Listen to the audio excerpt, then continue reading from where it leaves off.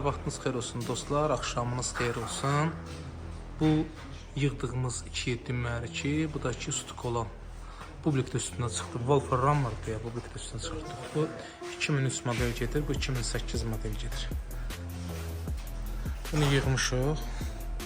Bu mərki yığdıq. Bu mərki yığmışıq. Amma bu burası məriksə yığılacaq. Təsəvvür edirsiniz. Məş üstlük olduğu üçün publik üstündə çıxdı. Bunun arasından fərqə baxın yerindən göy qədər. İnşallah bunu da bilərəm.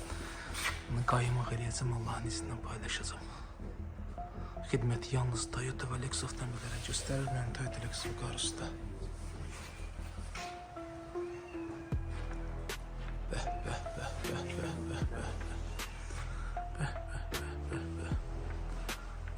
Necə təmiz işdən gülüy gəlir.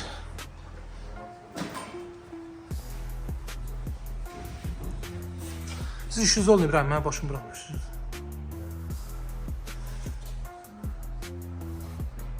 Motorun örneğin sonra arkasında çəkəcəm onu.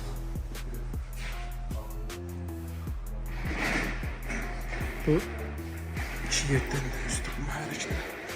Bizə yeni yığdığımız mühərrikdir. Əslində o da bu gün deyil, amma yeni yığdıq və görünəcədir, sanki təzə mühərrikdir.